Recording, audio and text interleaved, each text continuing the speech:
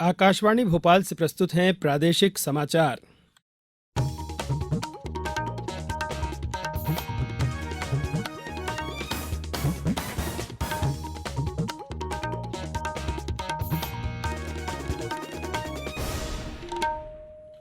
नमस्कार, समाचारों के साथ मैं नवनीत चौबे।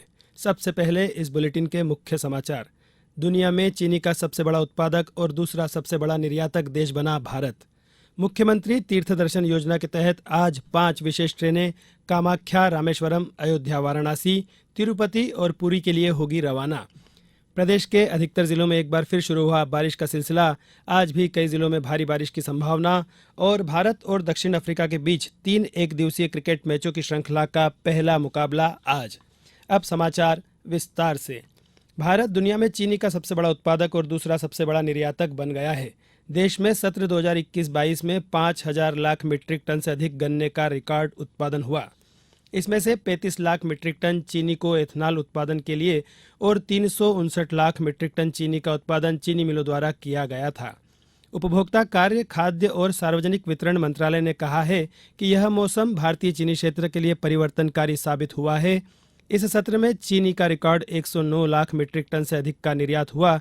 इससे लगभग 40,000 करोड़ रुपए की विदेशी मुद्रा अर्जित हुई है। मुख्यमंत्री तीर्थ दर्शन योजना के तहत आज 5 विशेष ट्रेनें कामाख्या, रामेश्वरम, अयोध्या, वाराणसी, तिरुपति और पुरी के लिए रवाना होंगी। इन ट्रेनों के माध्यम से प्रदेश के 5,000 बुजुर्गों को निःशुल्क तीर्थ दर्शन कराए जाएंगे। प्रत्येक जिले से करीब 350 बुजुर्ग इन ट्रेनों से रवाना होंगे। धार्मिक न्यास एवं धर्मस्व विभाग के अपर मुख्य सचिव डॉक्टर राजेश राजौरा ने बताया कि शिवपुरी, श्योपुर, गुना और अशोकनगर के तीर्थयात्रियों को लेकर विशेष ट्रेन कामाख्या तीर्थ दर्शन के लिए रवाना होगी, जबकि मुरैना, ग्वालियर और दतिया के बुजुर्गों को रामेश्वरम के दर्शन कराए जाएंगे।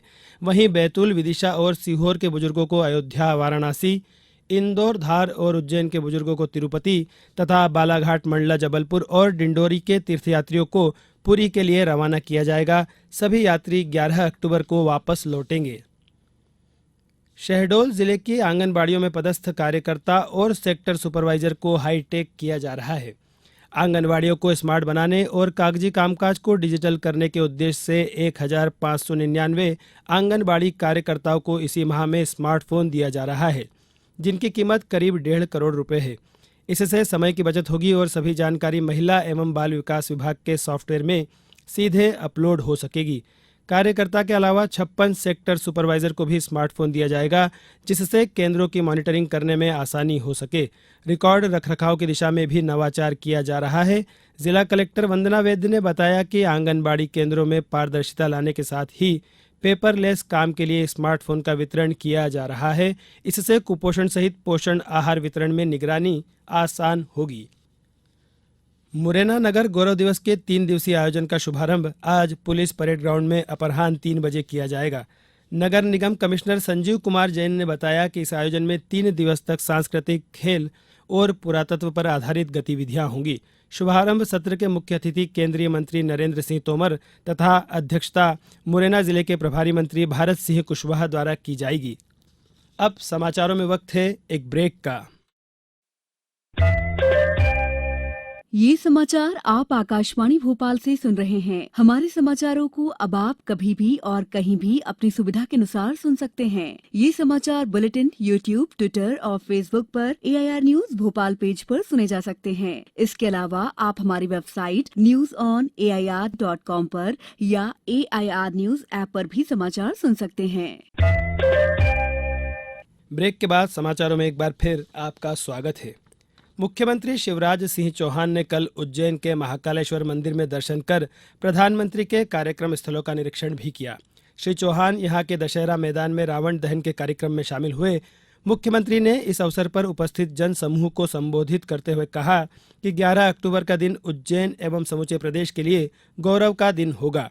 इस दिन प्रधानमंत्री नरेंद्र मोदी महाकाल लोक का लोकार्पण करेंगे।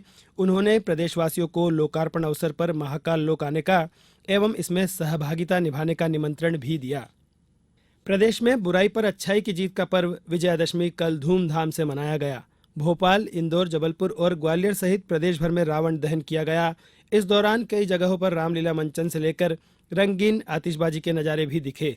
बारिश के कारण भोपाल सहित कई शहरों में रावण दहन में परेशानी भी हुई। भोपाल में जगह जगह रावण दहन के आयोजन किए गए। शहर का सबसे ऊंचा 105 फीट के रावण का दहन कोलार दशहरा मैदान में किया गया। वहीं इंदौर के दशहरा मैदान पर रावण दहन का मुख्य समारोह आयोजित किया गया। आकर्षक आतिशबाजी, भजन संध्या, रंगारंग प्रस्तुति और श्रीराम की शोभा यात्रा के साथ दशहरे का उल्लास शहर में एक बार फिर छा गया। शहर में होलकर कालीन परंपरा का पालन करते हुए पालकी निकाली गई। छतरपुर में प्रदेश के सबसे बड़े 125 फीट ऊंचे रावण का दहन किया गया। देवास में चापड़ा नदी में पानी के ऊपर रावण दहन किया गया। नर्मदापुरम में दशहरा मैदान में रावण का पुतला दहन किया गया।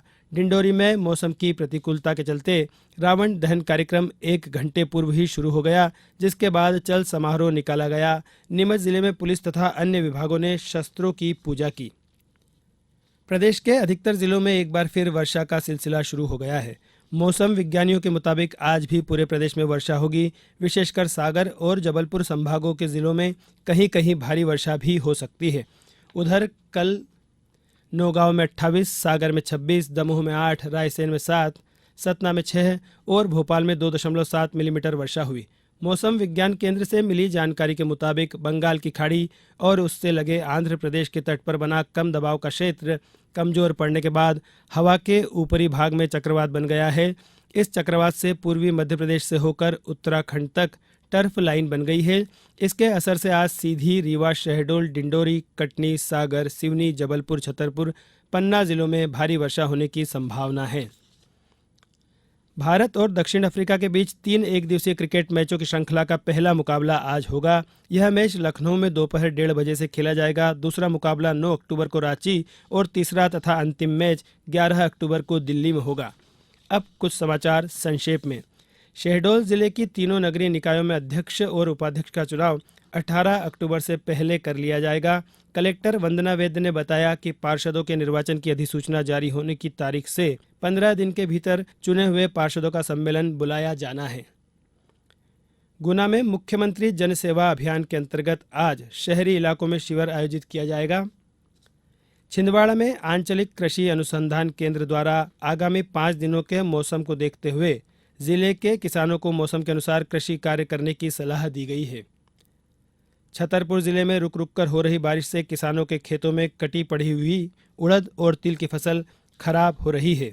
देवास में नगर निगम द्वारा आयोजित 86वीं दशहरा कृषि कला और औद्योगिक प्रदर्शनी में प्रतिदिन सांस्कृतिक और मनोरंजक कार्यक्रमों का आयोजन होगा। डिंडोरी जिले के जनजाति कल्याण केंद्र बरगांव में 9 अक्टूबर को निःशुल्क विशाल चिकित्सा शिविर का आयोजन किया जाएगा। आगरमालवा कलेक्टर ने आयुष्मान योजना से वंचित पात्र हितग्राहियों के घर घर जाकर कार्ड बनाने के निर्देश दिए हैं। नर्मदापुरम के कलेक्ट्रेट कार्यालय में आयोजित जनसुनवाई में इस बार 15 आवेदन प्राप्त हुए।